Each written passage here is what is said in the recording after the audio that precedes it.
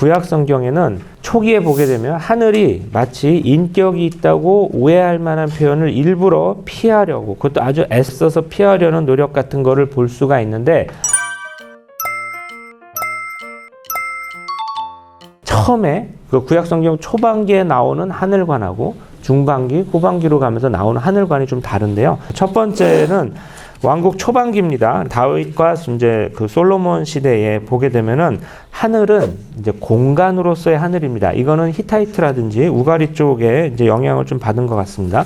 솔로몬이 성전을 짓고 나서 이제 하느님한테 우리도 드디어 성전을 가지게 되었다. 그러면서 이제 아름다운 노래를 불러 바칩니다. 그 노래에서 이런 표현이 있습니다. 이제 그 개신교 성경하고 조금 다르지만 나중에 참고해 보시면 이제 뭐 같은 말인 거 다 아시겠고요. 위로 하늘이나 하늘 위에 하늘도 이렇게 얘기하는데 그 밑에 보시면 반복되는 표현이 이렇게 나옵니다. 부디 당신께서는 계시는 곳 하늘에서 들으십시오. 당신께서는 하늘에서 들으시오. 하느님께서는 계시는 곳 하늘에서 들으십시오. 하늘에서 들으십시오. 이런 식으로. 그래서 하늘을 공간으로 표현합니다. 그러니까 하늘씨는 아니고 하느님이 하늘에 계신다, 이런 뜻입니다. 근데 여기서 하늘이라는 거는 이제 우리가 생각하는 지금 현대인의 과학적인 사고로 이제 뭐 성층권이냐 대기권이냐 이런 식의 하늘이 아니라 고대 근동 사람들의 신화적 표상입니다. 한계만은 우리 인간은 지상적 존재이고, 그 다음에 저 하느님께서는 이런 인간의 한계가 없는 전능하시고 무궁하신 분이시기 때문에 이분은 하늘적인 존재이시다. 신은 하늘에, 하느님은 하늘에 계시고 우리는 지상에서 사는 이제 이 피조물이고 미천한 존재입니다. 이런 의미에서 우리는 지상적 존재이고 하느님은 하늘적 존재이다. 이런 표현으로 쓰는 겁니다.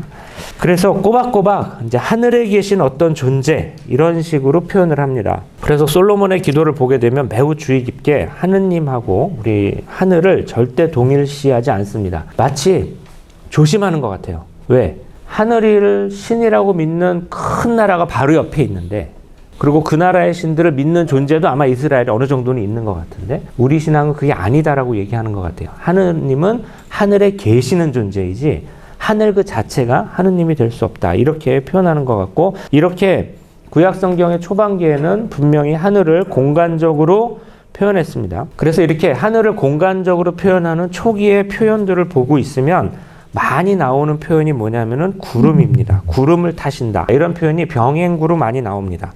예를 들면은 신명기 33장 26절에 보시면 그분께서는 너를 도우시러 하늘을 타고 오시고 구름을 타고 오신다. 그러니까 하늘에 계시는 존재이니까 구름을 타신다 이건데, 이것도 조금 정확하게 얘기하자면 구름을 타는 신, 이런 표현, 문학적 표현 자체는 고대 근동에 많이 있습니다.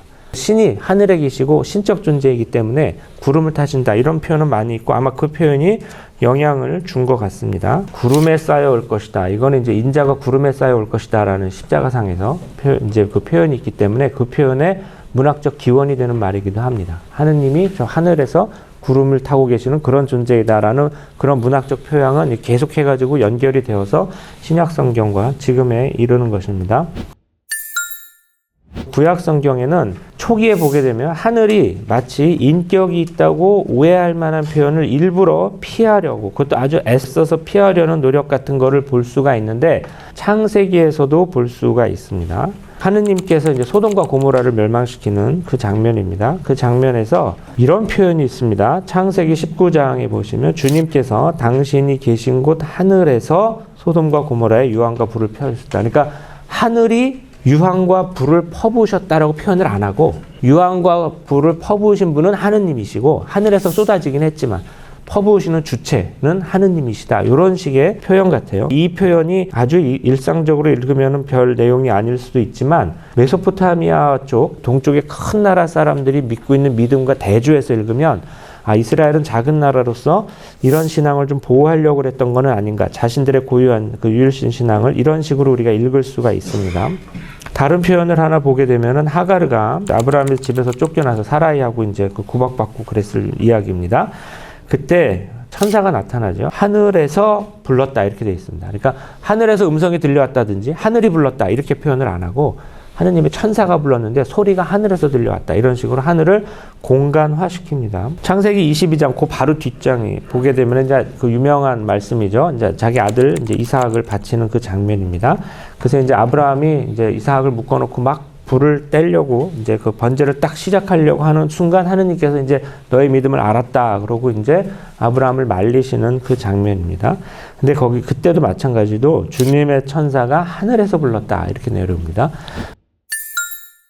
왜 이렇게 초반에 구약 성경에 앞에 나오는 구절에서는 반드시 이렇게 공간으로 꼬박꼬박 이야기하는가? 한 두 가지 정도를 우리가 그 이유를 생각해 볼 수가 있습니다. 하나는 시리아 팔레스티나 지역에 히타이트에서 영향받은 그러한 고유한 종교심, 즉 메소포타미아하고도 다르고 이집트하고도 다른 그러한 자신들의 고유한 어떤 표현에 기반해서 이런 표현이 나왔다. 이런 식으로 이해할 수도 있고, 또 하나는 이것이 이스라엘의 독특한 믿음과 관련이 있기 때문에 하늘을 공간화시키는 거다. 그래서 이러한 전반적으로 고대근동 주위 나라에서는 굉장히 큰 신인데 이스라엘에서는 신이 아닌 존재로 만들어버리는 것을 우리가 탈신화라고 합니다. 이게 이제 이스라엘의 이 구약 성경이 쓴 아주 대표적인 전략 중에 하나입니다. 주위 민족은 신으로 믿고 있지만 우리한테는 피조물일 뿐이다. 공간일 뿐이다. 이런 식으로 얘기하는 거고, 여기에 대해서 제가 다음 시간에 다시 다른 예를 하나 들고 올 겁니다.